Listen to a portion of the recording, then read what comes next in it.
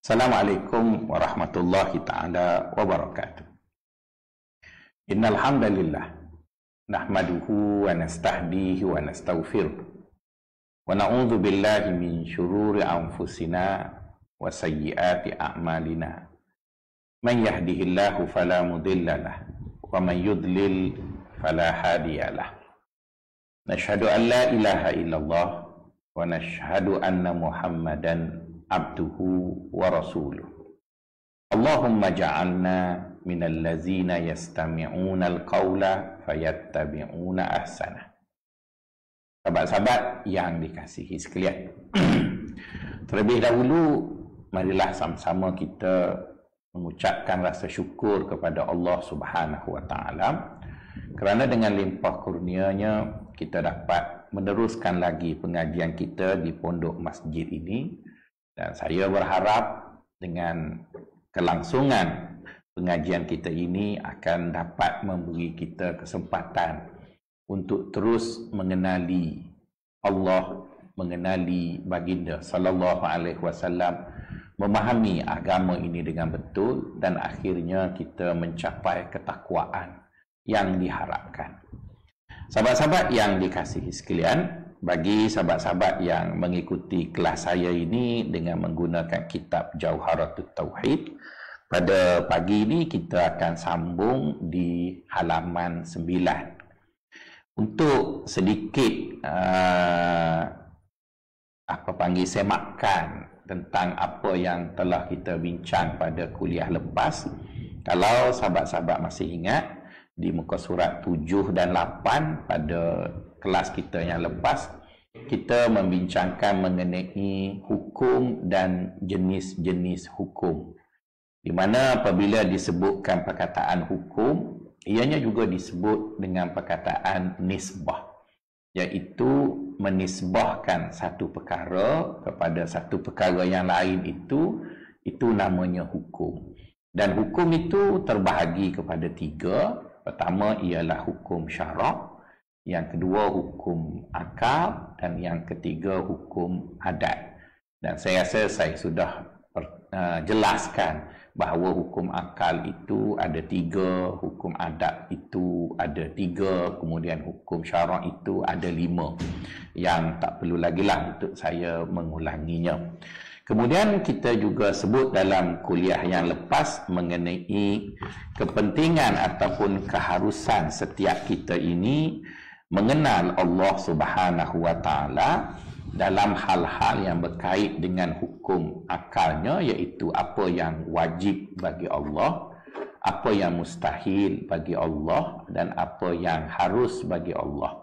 Demikian juga 3 dimensi itu kita bicarakannya pada baginda sallallahu alaihi wasallam, iaitu apa yang wajib bagi baginda, apa yang mustahil bagi baginda, dan apa yang harus bagi baginda sallallahu alaihi wasallam. Itu lebih kurang apa yang telah kita bincangkan dalam kuliah yang lepas. Pada pagi ini kita akan membincangkan mengenai taklid, apa makna taklid dan apa hukum orang yang bertaklid. Kemudian kita akan masuk terus kepada mengenal Allah Subhanahu wa taala. Sahabat-sahabat yang dikasihi sekalian, mari kita tengok kepada kitab kita ini di halaman 9 dan kita baca apa yang ditulis oleh Imam As-Sanusi dalam matannya yang berbahasa Arab. Kata Tuan Syekh rahimahullah, "Idh kullu man qallada fit tauhidi imanuhu lam yakhlu min tardidi. Fafihi ba'dul qawmi yahkil khulfa wa ba'duhum haqqaqa fihi al-kashfa. Faqala in yajzim biqawlil ghairi kafa wa illa lam yazal fid tayri." Maksudnya, yakni wajib tiap-tiap orang yang akil baligh itu mengenal Allah Subhanahu wa taala dan Rasulnya dengan makrifat yang yakin, dengan dalil yang yakin. Karena bahawasanya orang yang taklid akan orang yang lain di dalam iktikad itu iman orang itu tiada sejahtera daripada syak. Maka di dalamnya itu setengah ulama mengatakan khilaf. Di dalam sah imannya dan setengah ulamanya menyatakan di dalam imannya dengan kenyataan yang zahir. Maka berkata setengah ulama, jikalau jazim iktikadnya dengan mengikut kata orang yang lain, maka sahlah imannya, dan jikalau tiada jazim iktikadnya, maka sentiasa ia dalam syak, yakni tiada sah imannya. Maka kata ulama inilah yang rajih dan dinukilkan. Setakat yang rajih itu dulu.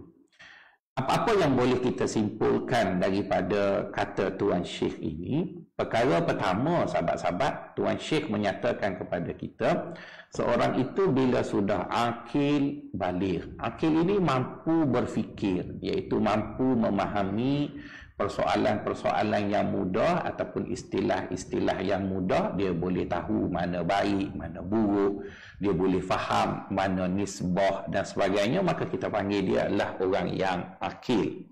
Baligh pula ialah seorang yang sudah sampai umur. Dalam istilah fiqhnya bermaksud seseorang itu sudah bermimpi, iaitu sudah sempurna dia punya tanggungjawab tadi, maka dia dipanggil dengan akil baligh. Jadi seorang yang akil baligh ini, perkara pertama yang diwajibkan oleh syarak ke atasnya adalah mengenal Allah Subhanahu wa taala dan juga mengenal Rasulullah sallallahu alaihi wasallam. Jadi peringkat pertama menjadi suatu kewajipan ke atas seorang mukallaf tadi, dan bila kita sebut perkataan mukallaf, kita maksudkannya akil baligh lah. Kalau sebelum akil baligh itu dia tidak diwajibkan. Jadi apabila seorang itu sudah akil baligh, maka perkara pertama wajib ke atas dirinya ialah mengenali Allah dan juga Rasul. Jadi oleh kerana Allah dan Rasul itu adalah dua serangkai yang tak boleh dipisahkan, cuma dalam bentuk pengajian ini kita utamakan Allah, kemudian selepas itu baru kita ikuti dengan Rasulullah sallallahu alaihi wasallam. Jadi perkara yang pertama yang harus seorang manusia yang sudah akil itu untuk mengenali Allah. Itu perkara yang pertama. Namun begitu tuan-tuan dan puan-puan, sahabat-sahabat yang dikasihi sekalian, untuk mengenal Allah itu pun dia mestilah bersandarkan kepada dua perkara. Bersandarkan kepada dua perkara. Pertama, iaitu mengenal Allah dalam bentuk yang yakin. Maksudnya bukan kenal dalam bentuk yang ragu ataupun kenal dalam bentuk yang keliru. Jadi oleh kerana itu, memenuhi akan tuntutan asas agama mesti kenal Allah dalam bentuk yang yakin. Itu kita sebut dalam istilah yang betulnya, iaitu mengenal Allah dengan sebenar-benarnya. Itu perkara yang pertama. Yang kedua, sahabat-sahabat, selepas mana kita memahami bahawa seorang mukallaf itu harus mengenal Allah dengan makna yang sebenar-benarnya, manusia juga diwajibkan selepas daripada mengenal tadi, mestilah manusia dalam mengenal Allah itu bersandarkan kepada dalil yang yakin. Jadi apabila kita sebut ianya bersandarkan kepada dalil yang yakin, maka asas untuk mengenal Allah dengan pengenalan yang sebenar itu tidak boleh datang daripada cerita-cerita yang dibuat-buat ataupun gambaran yang direka-reka. Mesti gambaran yang betul berasaskan daripada dalil yang yakin. Jadi ada orang dia memadai mengenal Allah dalam bentuk gambaran yang betul. Jadi bila dia sebut gambaran yang betul itu adalah relatif. Mungkin betul pada fahamannya sehingga dia dapat nampak Allah dengan makna yang sebenar tadi. Dia dapat rasai dan sebagainya. Tapi apa yang dibuat itu tidak berpijak di atas dalil yang yakin.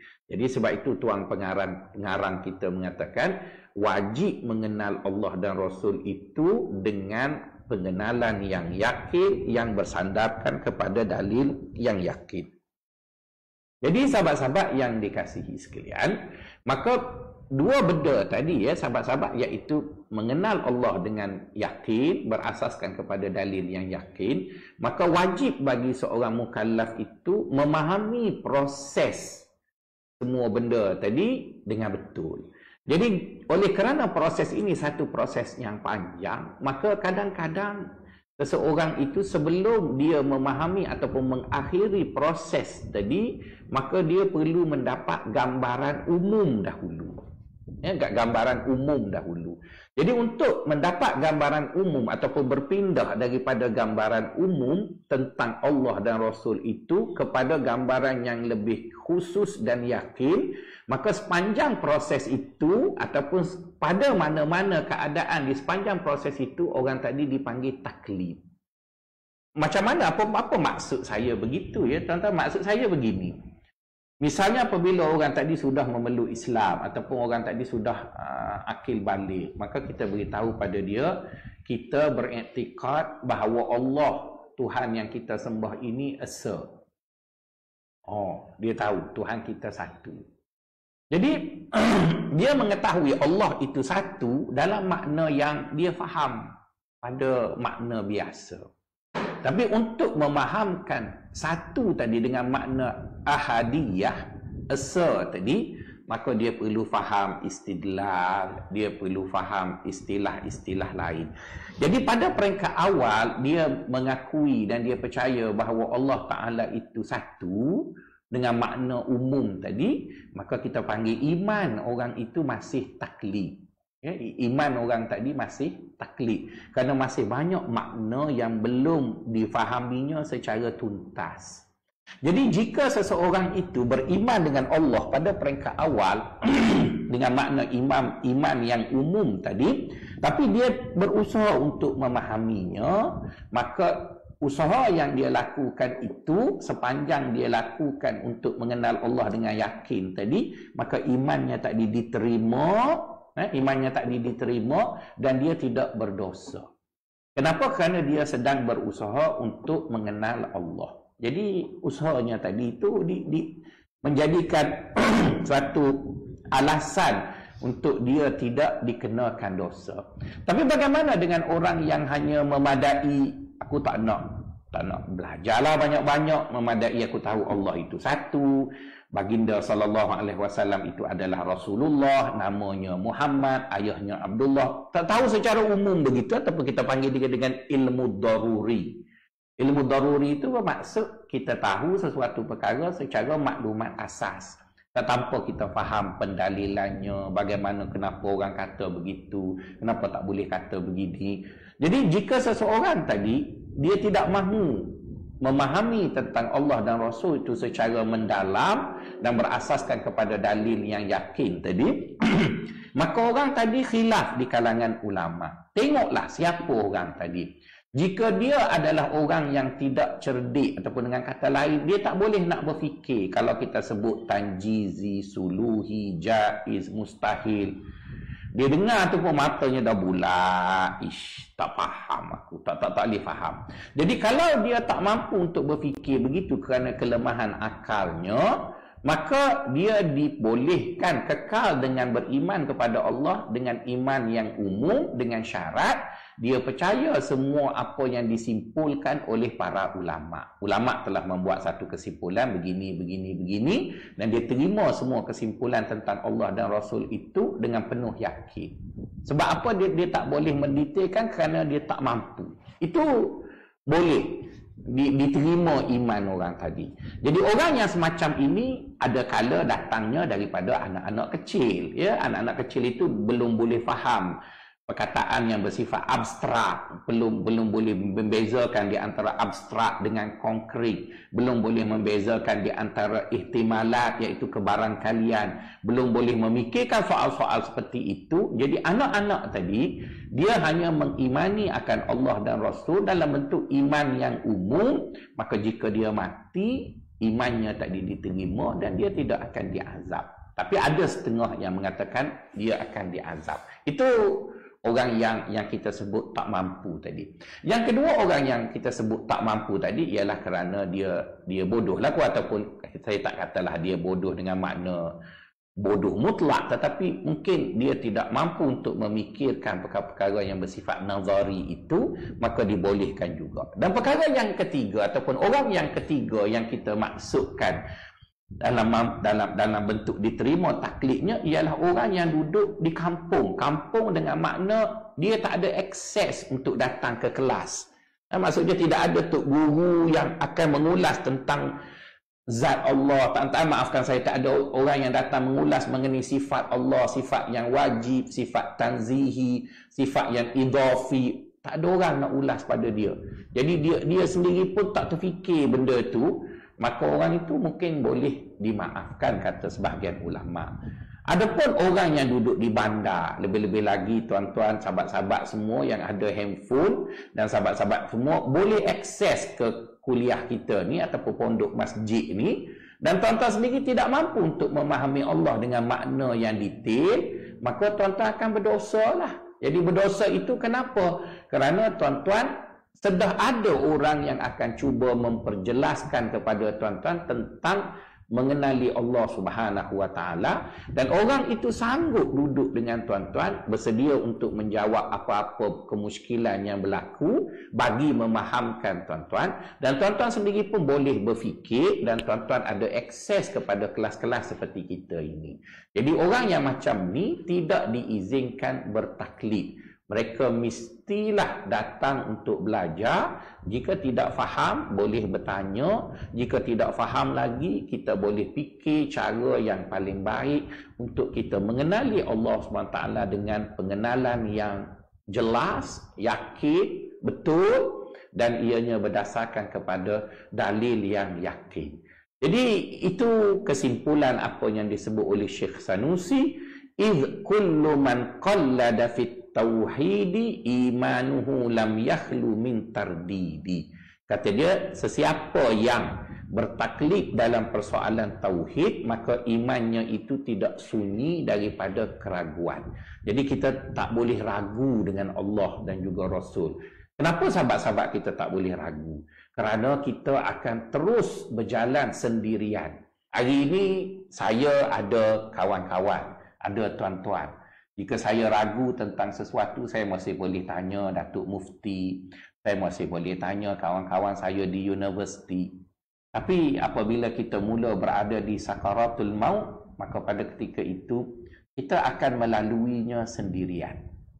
Jadi apabila kita melalui alam itu sendirian, dan kita pada ketika itu masih mukallaf, dan pada ketika itu kita benar-benar akan diuji oleh Allah SWT dengan syaitan itu datang dalam pelbagai bentuk untuk memastikan kita mendapat su'ul khatimah. Saya cakap demi Allah ya pada tuan-tuan, saya tak takut sangat tentang agama selagi saya sihat. Saya cukup takut apabila saya sudah berada pada sakaratul maut, yang pada ketika itu kita dalam keadaan sakit, menahan kesakitan mati tadi, dan dalam waktu yang sama kita tidak ada manusia lain yang boleh berada di samping kita untuk menemani kita. Yang ada pada ketika itu adalah keyakinan kita kepada Allah untuk kita meneruskan langkah-langkah kita untuk menuju kepada Allah. Jadi pada ketika itu sahabat-sahabat, kita perlu sangat kepada Allah, dan hanya keyakinan kepada Allah saja yang dapat menyelamatkan kita. Dan itulah ujian yang paling besar dalam hidup seorang Muslim, iaitu agama ini mengira seseorang itu selamat ataupun tidak berasaskan kepada penghujung pekerjaannya. Itu berasaskan kepada hadis baginda sallallahu alaihi wasallam, al-umur bi khawatimiha. Semua perkara itu akan dikira pada penghujungnya. Jadi oleh kerana dia dikira pada penghujungnya, maka tidak ada sesuatu yang boleh menyelamatkan kita melainkan keyakinan kita kepada Allah SWT. Adapun sebelum daripada itu, ada tempat-tempat lain yang kita akan diuji, dan keyakinan kita pada Allah lah yang akan mendorong kita. Seperti mana kita berpuasa, kita duduk di rumah kita, makanan banyak, penguat puasa tak tahu, isteri tak ada, anak tak ada, kita pun boleh makan je. Tapi kerana yakin pada Allah lah, kita mentaatinya dan melakukan seperti mana yang diperintahkan oleh Allah. Jadi oleh kerana itu sahabat-sahabat, kita tidak mungkin akan mempertuhankan Allah dengan konsep ketuhanan yang sebenar, melainkan kita ini mengenali Allah dengan pengenalan yang sebenar-benarnya, kemudian kita meyakini Allah dengan keyakinan yang sebenar-benarnya, dan keyakinan itu seperti mana kata para ulama, ada 3 jenis keyakinan. Satu dia panggil yakin ikhbari. Yakin ikhbari. Yang kedua dia panggil yakin istidlali. Yang ketiga dia panggil yakin syahidi ataupun syuhudi. Ini saya bacanya dalam kitab tasawuf. Di mana orang tasawuf kata, pertama sekali kita bina yakin ialah yakin ikhbari. Iaitu yakin itu dibina berasaskan orang yang membicarakan perkara itu kepada kita. Maka oleh kerana keyakinan yang paling asas ialah yakin ikhbari, maka kita ataupun para ulama membina persoalan akidah agama ini hanya berdasarkan kepada Al-Quran dan juga hadis. Al-Quran dan juga hadis. Tidak ada satu kesimpulan pun yang dibuat oleh para ulama ahli sunnah wal jamaah mengenai Allah dan Rasul, di mana kesimpulan itu tidak disokong oleh ayat-ayat Al-Quran dan juga hadis Nabi.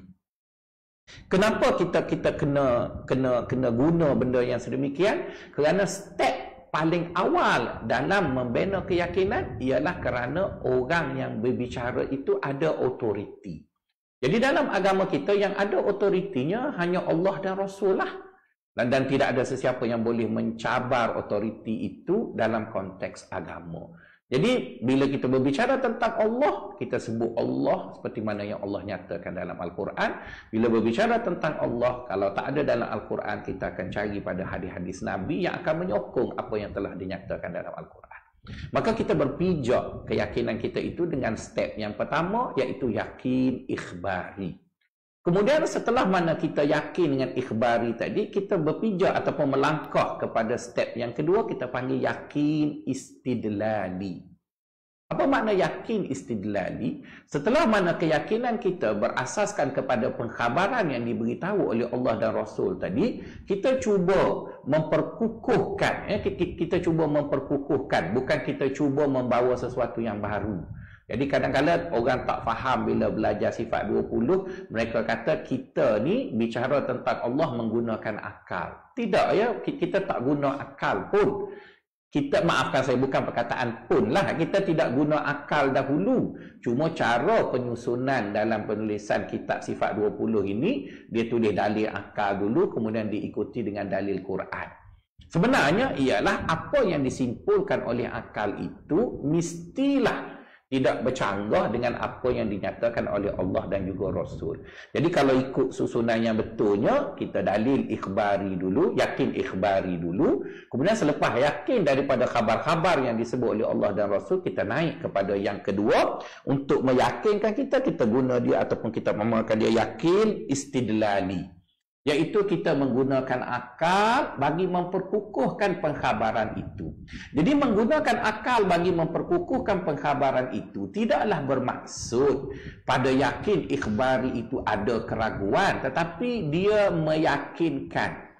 Misalnya kita lihat di dalam Al-Quran, Allah SWT sering menggunakan pendekatan yakin di atas yakin. Misalnya Allah Ta'ala sebut nurun ala nur, yahdillahu li nurihi man yasha. Allah Ta'ala itu sendiri sudah nur, dan dia juga telah menjadikan Al-Quran itu nur. Jadi bila disebut nurun ala nur, bermaksud sudah datang suatu kebenaran, kemudian kebenaran itu didatangi dengan kebenaran yang lain, maka disahkan, diperakui, diperkukuhkan. Maka keyakinan itu menjadi bulat, menjadi begitu jitu, dan menjadi tempat yang kita berpegang dengan sesungguh-sungguhnya. Jadi apabila kita mendengar pengkhabaran daripada Allah dan Rasul tentang dirinya dan diri Rasulnya, kita dah yakin dah. Seperti yang kita sebut tadilah, ada orang tak mampu untuk memahami persoalan sifat 20 ataupun ilmu kalam, maka dia meyakini apa yang telah disimpulkan oleh para ulama. Maka itu sudah diterima.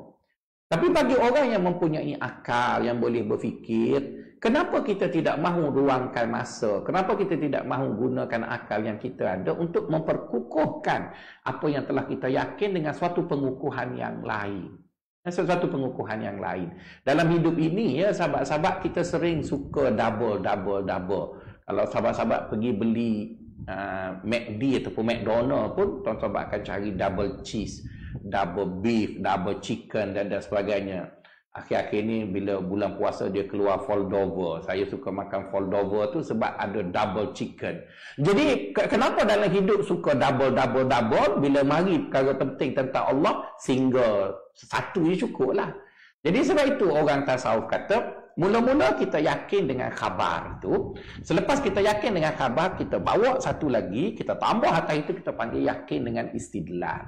Istidlal itu maksudnya ilmu-ilmu yang akan kita bincang di sini yang berbentuk nazari. Nazari itu maksudnya kita akan berfikir, kita akan susun, saya berfikir itu satu persatu. Dan insya-Allah saya berjanji dengan upaya yang saya ada, kederak yang saya ada ni, saya akan bantu sahabat-sahabat bagaimana memahaminya satu persatu. Tak apalah kita belajar kitab tauhid ini agak lewat, rakan-rakan saya dalam subjek yang lain nampak Ustaz Fahrul, Ustaz Joy pun dah jauh dah cerita pasal Rasul dan sebagainya, sirah Rasul.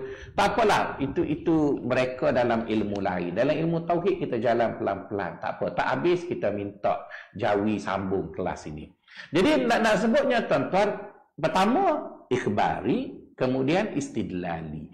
Kemudian setelah mana kita yakin dengan Allah secara istidlalnya, maka kita tambah pula yang ketiga, iaitu yakin syuhudi.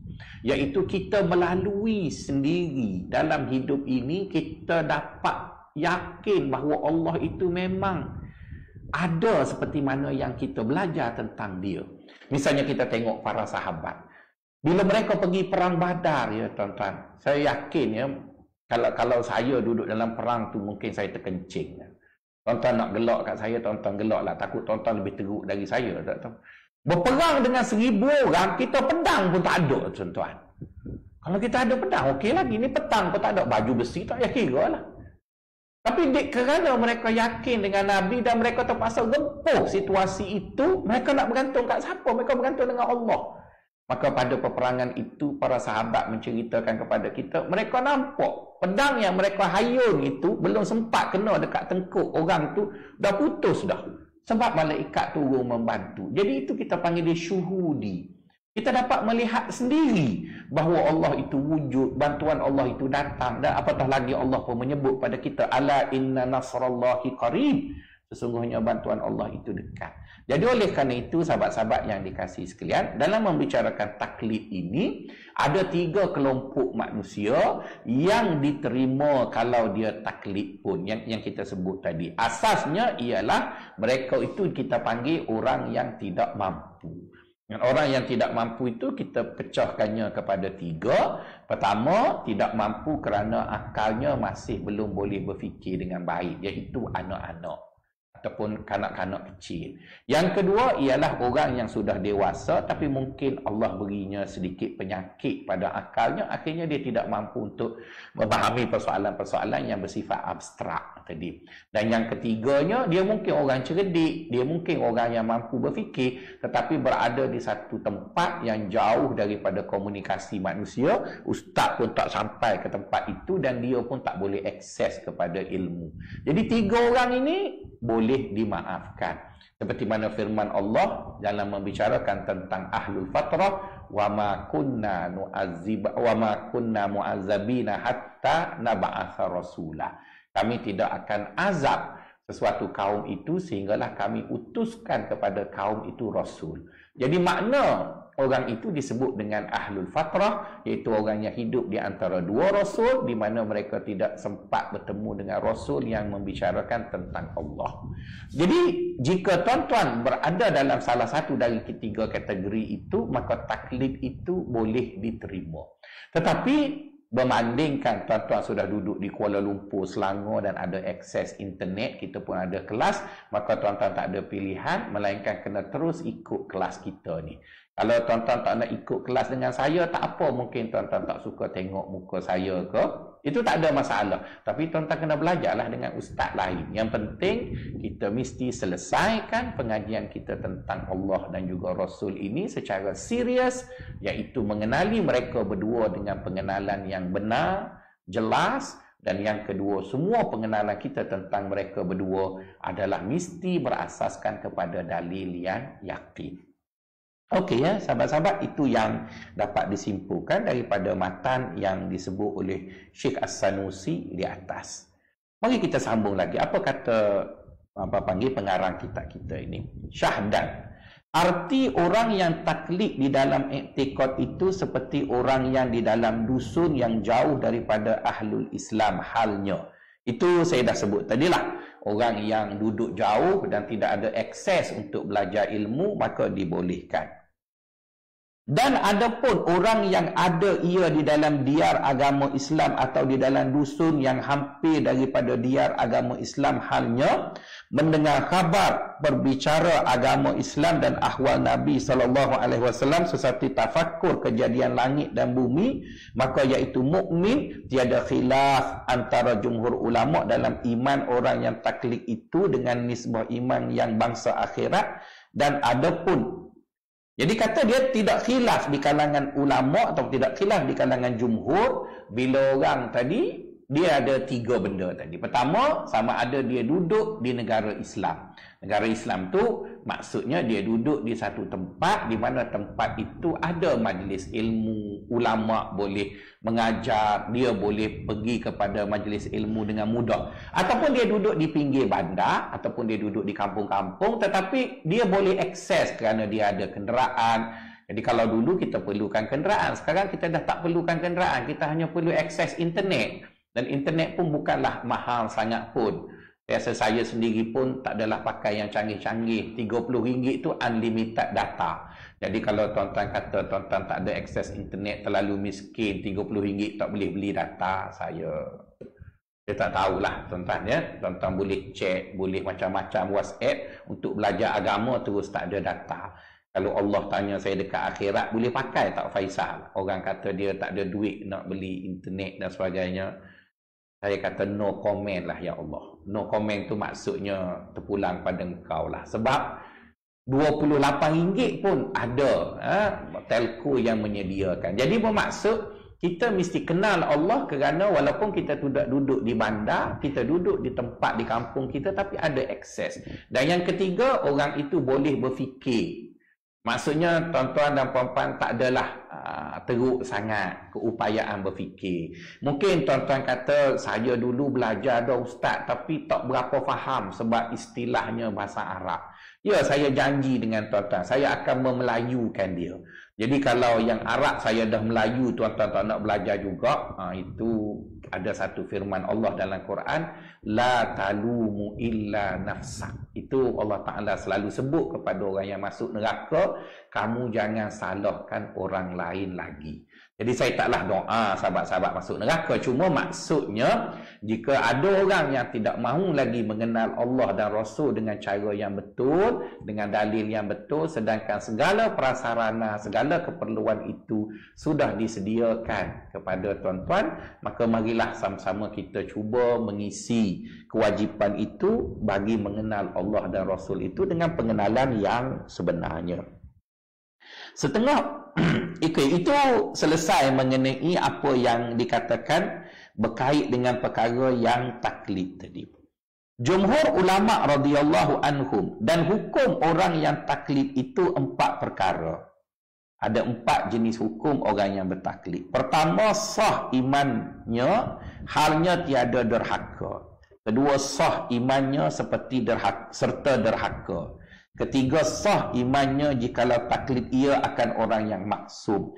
Keempat, tiada sah imannya maka kau yang kedua itu yang rajih, dan di dalam hukum nazari itu khilaf ulama.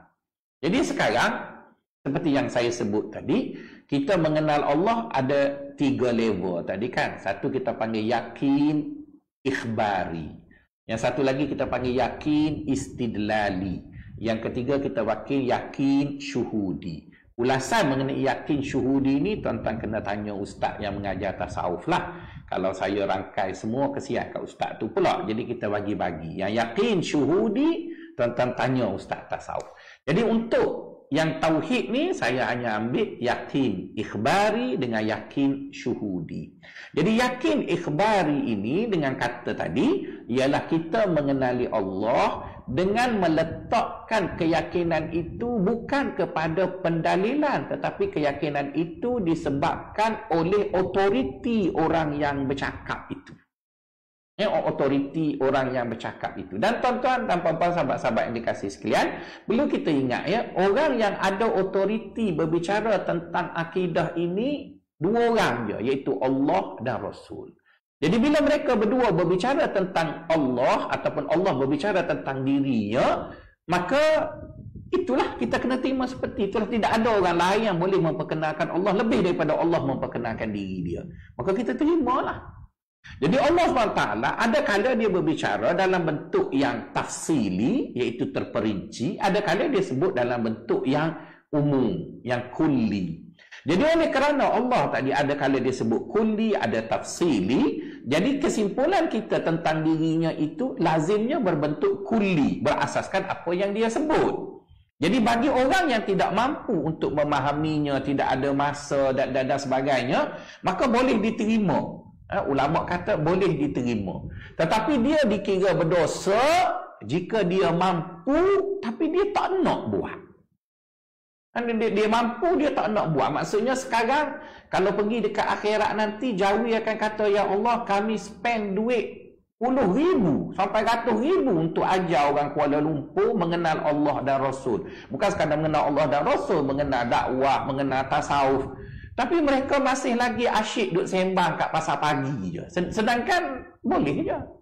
Jadi itu tak ada jawapan lagi lah bagi orang yang mengatakan, oh, payahlah nak pergi masjid sebab musim PKP. Sebab PKP ni lah ada pondok masjid ni, tuan-tuan, untuk memastikan tuan-tuan tidak terlepas daripada maklumat-maklumat asas tentang agama. Jadi oleh kerana itu, tuan-tuan dikira berdosa jika tuan-tuan ada akses dan tuan-tuan boleh berfikir. Tapi kalau tuan-tuan tak boleh nak berfikir kerana masalah tertentu, stres dan sebagainya, tak apalah seketika. Tapi bila kewarasan itu kembali, maka derhaka itu dikira lagi. Jadi untuk melepaskan kita daripada kedosaan bertaklid tadi, kita mampu, maka kita cubalah belajar tentang Allah. Tak rugi tuan-tuan mengenal Allah dan Rasul tadi, kerana kenal Allah dan Rasul banyak manfaat kita dapat. Tapi kalau tuan-tuan kenal artis, kenal siapa tu, semuanya tak ada faedah belaka, tapi menguntungkan mereka. Sebab lazimnya bila kita kenal orang, kita akan kagum dengan orang itu, dan orang tadi pun bolehlah buat duit. Dia pakai tudung tu pun kita nak pakai juga. Dia minum susu pisang pun kita nak minum juga. Sedangkan susu pisang tu buat kat rumah boleh. Tapi dia kerana kita kenal dia. Tapi bila kita kenal Allah, Allah tak pernah ajak kita ni untuk menguntungkan dia. Sebaliknya dia ajar kita untuk menguntungkan kita. Jadi tak ada orang lah yang kita kenal dia, kita akan menguntungkan orang tu, melainkan Allah SWT, kita kenal dia, kita yang dapat untung. Kita buat apa saja yang dia suruh, untungnya balik pada kita. Kalau tuan-tuan seorang yang pragmatis, benar-benar mencintai diri tuan-tuan, tak ada cara lain untuk benar-benar memenuhi kehendak kepentingan diri tadi, ialah mengenal Allah dan ikut apa yang agama beritahu. Kerana kita tak pernah dengar orang ikut agama lepas tu dia buat statement, saya menyesal lah ikut agama. Kita tak pernah dengar orang kata begitu. Tapi orang ikut orang lain ada, saya menyesal lah ikut parti dia, lama berjuang, keluar parti, buat parti baru. Lepas tu saya menyesal buat parti lain. Itu ada. Tapi orang menyesal kerana ikut Allah tak pernah jumpa. Jadi sebab itulah kami harap tuan-tuan, kita kenal lah Allah Subhanahu Wa Taala. Kita masih di muka surat 9. Apa kata Tuan Syekh? Faedah bahawasanya hukum yang baharu itu keluar daripada 5 perkara. Hukum yang baharu itu keluar daripada 5 perkara. Iaitu ada 5 perkara yang menyebabkan hukum akal itu terhasil. Hukum akal itu terhasil berasaskan kepada 5 perkara. Pertama, ilmu. Kedua, i'tiqad. Ketiga, zon. Keempat, syak. Kelima, waham. Jadi apabila kita menisbahkan sesuatu perkara dengan satu perkara, lazimnya penisbahan itu berasaskan kepada 5 tadilah. Pertama, berasaskan kepada ilmu.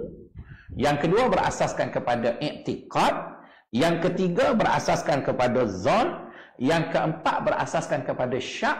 Yang kelima berasaskan kepada waham. Okey, apa makna satu-satu tu? Kita akan cuba sebut. Secara mudahnya saya bagi sahabat-sahabat faham dan saya harap sahabat-sahabat cuba ingat istilah tadi, kerana istilah ini kerap akan disebut di depan nanti. Apa sebut waham? Waham ialah suatu lintasan persepsi yang terhasil dalam benak fikiran kita. Sesuatu lintasan yang terhasil dalam benak fikiran kita tanpa bersandarkan apa-apa bukti. Tanpa bersandarkan apa-apa bukti. Jadi orang yang menisbahkan satu perkara dengan satu perkara tadi tanpa berasaskan apa-apa bukti, hanya terlintas di dalam kepala dia, maka itu kita panggil dia waham. Dan pastinya nisbah falasi, nisbah tidak betul itu terlalu besar. Nisbah tidak betul itu terlalu besar. Dan ramai kita melakukan kesilapan disebabkan kita hanya mengungkai berasaskan tadi. Misalnya lah, misalnya kita ini tak suka pada seseorang berasaskan logat bahasa. Ada orang dia tak suka orang Kelantan misalnya. Dia benci orang Kelantan. Jadi bila dia dengar je satu suara yang keluar logat Kelantan, dia pun kata something. Jadi dia menisbahkan negatif kepada suara itu tanpa apa-apa bukti. Tanpa apa-apa bukti. Dulu tuan-tuan, saya ni ngaji di India, Pakistan. Saya tak minat cerita Tamil, saya minat cerita Hindustan tu. Sebabnya Hindustan tu comel lagi dari Tamil. Itu silap lah. Tiba-tiba bila saya mendalami falsafah filem Hollywood tu, baru saya faham kebanyakan pengarah filem yang terkenal di India orang yang mari daripada Tamil Nadu tu. Yang berlakon tu je, yang putih-putih tu pengarahnya hitam-hitam. Jadi sejak daripada itu, berasaskan bukti yang ada, saya suka tengok cerita Tamil. Saya suka tengok cerita Tamil. Jadi bila kita tengok cerita Tamil, tuan-tuan jangan tengok cerita Tamil yang ada yang tu, banyak lagi cerita Tamil yang baik-baik. Dulu juga saya suka tengok cerita Amerika, Hollywood. Sebab tengok kat TV kita.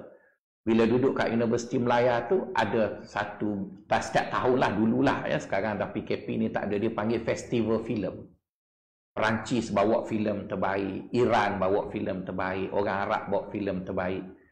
Maka bila saya pun pergilah tengok filem-filem tersebut yang ditayangkan secara percuma, saya rasa banyak lagi filem yang dihasilkan bukan daripada Hollywood yang lebih bermutu. Hollywood cerita dia tak ada, dia ada 3 paksi je, tembok orang tanpa laras, dia tembok. Jadi budaya itu sebenarnya disebabkan oleh pertimbangan awal. Begitu maka begitu. Jadi itu dipanggil waham, iaitu apa yang terlintas dekat kepala kita, kita pun bagi hukum, bagi nisbah. Jadi kebarangkalian salah berasaskan waham itu terlalu besar. Maka oleh kerana itu tak bolehlah kita membicarakan hal-hal yang berkait dengan Allah yang akan kita percaya tadi berasaskan kepada waham. Okey, kita naik sikit nisbah kebarangkalian benar tadi kepada syak. Syak itu iaitu ragu. Ragu ni kalau boleh kita gunakan nombor sebagai suatu pengukur bagi kita faham, kita panggil dia 50-50. Kebarangkalian betul 50, kebarangkalian salah pun 50. Jadi apabila kebarangkalian betul dan salah itu ada 50-50, maka nak kata tak betul pun mungkin ada betul, tapi tak betul pun ada juga. Ada beberapa kawan saya yang muslimat lah, dia selalu ikut kelas saya, dia duduk dari jauh. Jadi dia pun tengoklah saya pun dari jauh. Jadi muka saya ni bulat, hitam, pendek. Jadi berkebetulan masjid pula bila buat gambar saya mengajar dengan tuan-tuan ni zoom kecil je. Sebab tu hari ni saya suruh dia zoom besarkan saya. Sebab ada orang dia keliru saya dengan Ustaz Haslim Bahrin. Saya dengan Ustaz Haslim Bahrin tu kawan baik, belajar di Pakistan. Samalah, dia pun sama-sama gelap macam saya. Cuma dia Kedah, saya Kelantan. Jauh benar lah orangnya. Tapi adalah sikit nak sama-sama tembam, sama-sama. Cuma bezanya Ustaz Haslim tak pernah cukur janggut. Saya ni supaya mengelak serupa dengan Ustaz Aslin, jadi kita cukup. Jadi bermaksud ada beberapa aspek saya dengan Ustaz Aslin tu nak serupa. Jadi ada orang dia keliru bila dia tengok Ustaz Aslin dekat TV, dia pun kata, "Oh, Ustaz tak beritahu dah masuk TV." Jadi saya kata, bila pula saya masuk TV-nya? Jadi itu kita panggil nisbah syak. Syak itu maksudnya kebarangkali yang betul ada, kebarangkali yang salah ada, tapi nisbahnya adalah 50-50. Jadi nisbah yang semacam itu kita tak boleh bina untuk kenal Allah. Allah tak boleh kita ya ke? Ya. Dia tak boleh ya ke? Dia mesti solid ya. Maka pergi kepada yang ketiga pula, iaitu apa yang disebut dengan zon. Az-zon. Jadi apabila kita sebut zon, nisbahnya tidak sama tadi pada syak, iaitu dia sudah 45 dengan 75 dengan 25. Jadi bermaksud kebarangkalian tak betul itu masih ada 25%, tapi kebarangkalian betulnya sudah besar, iaitu ada 75%. Maka sebab itu ulama fiqh mengatakan apabila kita membina hukum agama yang bersifat fi'li, iaitu bersifat perlakuan, maka sudah boleh kita terima mana-mana dalil yang zanni. Yang zanni itu bermaksud ada kebarangkalian tepat, tetapi tepatnya sudah boleh diterima. Jadi sebab itu kita lihat hukum-hukum fiqh sering mendapat pandangan yang berbeza. Kerana satu hukum itu dibina di atas zanni, maka ulama lain pula melihat dari sisi yang berbeza. Yang sini tengok sisi yang berbeza. Jadi dalam agama kita untuk hukum fi'li kita boleh terima zanni kerana manusia itu berubah. Jadi apabila manusia itu berubah dengan sebab hukum tadi zanni, maka bolehlah kita ubah. Tapi ubah pun tidaklah ubah dengan makna merubah secara 100%. Kita merubah dalam bentuk melakukan kesesuaian. Jadi apabila kita sebut melakukan sesuatu yang kesesuaian, maka dia perlu dilakukan begitu. Maka sebab itu dalam fiqh hukumnya adalah zanni. Tapi oleh kerana akidah, sesuatu yang tidak akan berubah sampai bila-bila. Baginda sallallahu alaihi wasallam, Nabi Allah Adam alaihi salatu wasallam, Nabi Allah Musa, Nabi Allah Isa, semuanya percaya bahawa Allah Taala itu satu. Maka sampai akhir zaman pun ataupun sampai kiamat pun kita percaya Allah itu satu. Jadi mempercayai Allah itu satu tidak boleh zanni, dia mesti yakini, mesti yakin. Jadi oleh kerana itu pembinaan akidah, pembinaan asas-asas akidah tidak boleh berasaskan kepada zanni, mestilah bersifat yakini. Tapi ada juga akidah-akidah yang bersifat zanni jika ianya tidak berkait dengan teras. Itu teras Allah SWT. Misal contohnya, tuan-tuan dan puan-puan, kita mungkin berbeza dengan mazhab-mazhab lain dalam pengajian agama kita. Kita ada Syiah yang kita kata dia kafir ataupun dia sesat. Kita ada yang sesat-sesat lagi, ataupun kita berbeza dengan rakan kita yang kita sebut dengan Wahabi yang selalu bergaduh. Kita bergaduh dengan dia bergaduh dengan kita. Okey, kita tanya, di mana kita bergaduh? Di mana kita bergaduh? Jika kita bergaduh pada perkara yang bersifat zanni, pada hemat saya, kita tak perlu panjangkanlah bergaduh. Misalnya, kita orang belajar pondok ini kata tarawih 20. Mari rakan-rakan kita yang Wahabi itu dia buat 8. Jadi, kita buat macam masjid wilayah lah. Iktiraf dua-dua. Ada 20, ada 8. Cuma kena parking lain. Parking 20, belah utara ke selatan saya pun tak perasan tadi. Jadi bermaksud kita tak perlu gaduh lah. Sebab kita kena ingat kita duduk di Kuala Lumpur, tak semesti orang pencen tu dia ada masa. Sebab ada orang pencen dia sakit jadi tak boleh kahwin lain. Ada orang pencen dia sihat, bini pula mati, dia boleh pencen isteri dan dia boleh pencen dia. Maka dia kahwin dengan hak muda. Jadi bila kahwin muda boleh anak kecil lagi walaupun umur 60. Jadi kena semayang 8 sebab nak pergi ambil anak tuition ke apa. Jadi maksud kita jangan buruk sangka dengan orang. Jika perkara itu zanni, kita terima je lah, tuan-tuan. Tapi apabila perkara itu qat'i, iaitu pasti, kita tak kompromi. Dan saya rasa kita tak pernah bergaduh dengan rakan-rakan kita yang mengenai Allah itu satu. Allah itu maha sempurna. Allah itu Allah. Jadi, bila ada perkara-perkara yang itu dipertikaikan, maka di sana baru kita mula duduk semeja dan kita cuba mencari jalan penyelesaian. Tapi bagi kita yang memahami akan ahli sunnah wal jamaah, kita mesti berfikir begitu. Iaitu perkara zanni kita berlapang dada lah. Perkara yang qat'i sahaja yang harus kita pertahankan. Jadi Tuan Syekh kita mengatakan bahawa hukum bersifat nazari itu dibina di atas 5. Dan 3-nya kita tolak. 2-nya kita tolak secara total, iaitu waham dan juga syak. Adapun zon, kita terima dia dalam hal-hal berkait dengan hukum fiqh.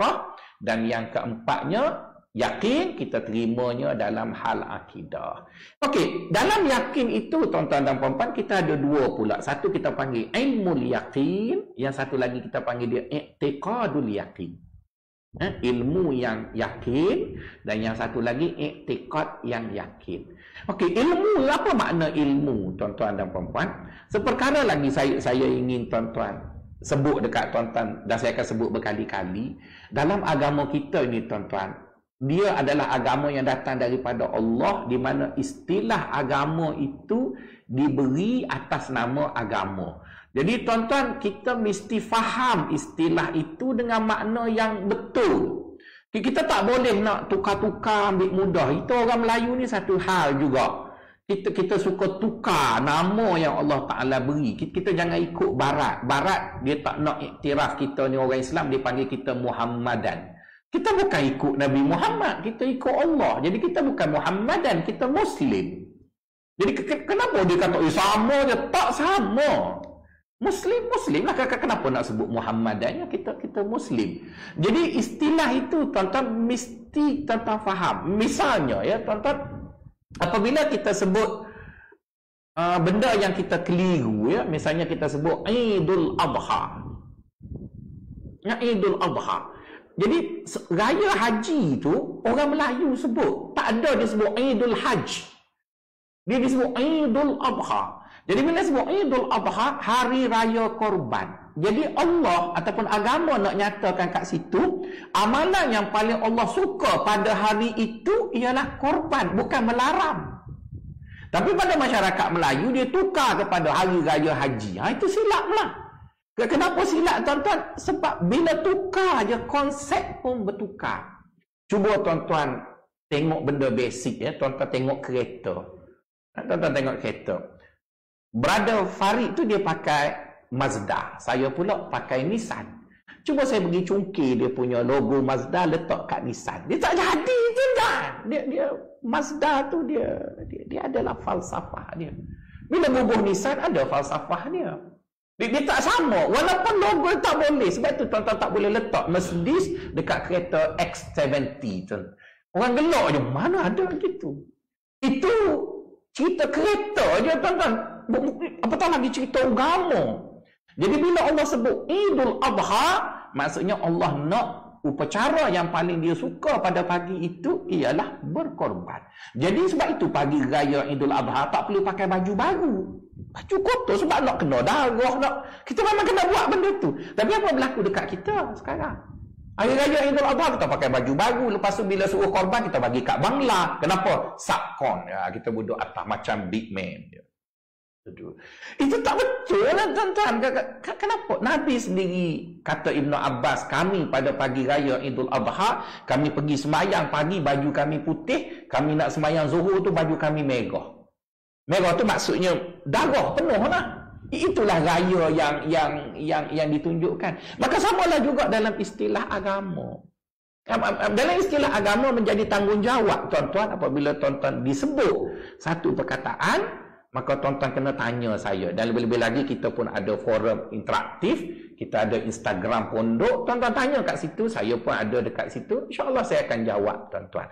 Jadi dalam istilah kita ini kita ada ilmu yaqin dengan i'tiqadul yaqin. Apa beza dua tu? Ilmu bermaksud pengetahuan kita secara umum tentang sesuatu.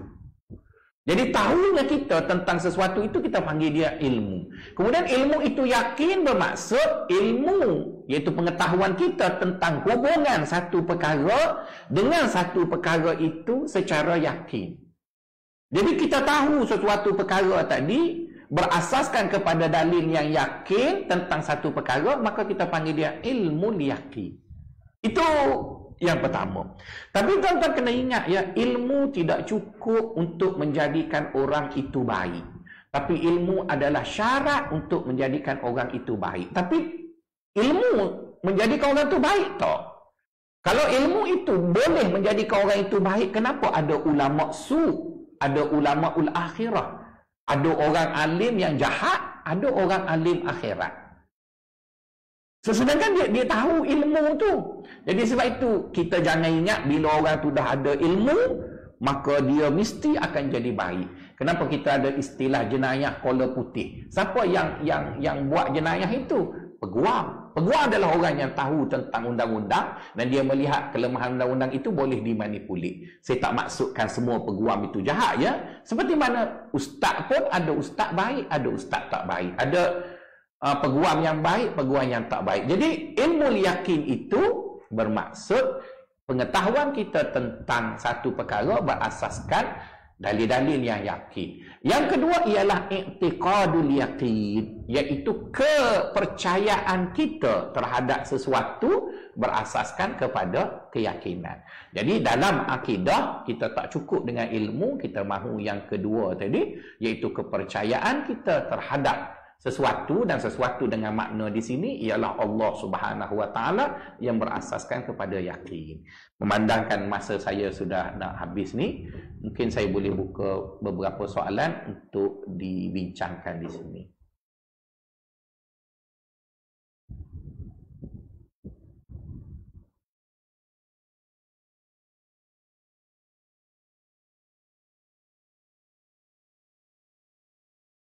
Alhamdulillah, bagus juga tak ada orang bertanya ya.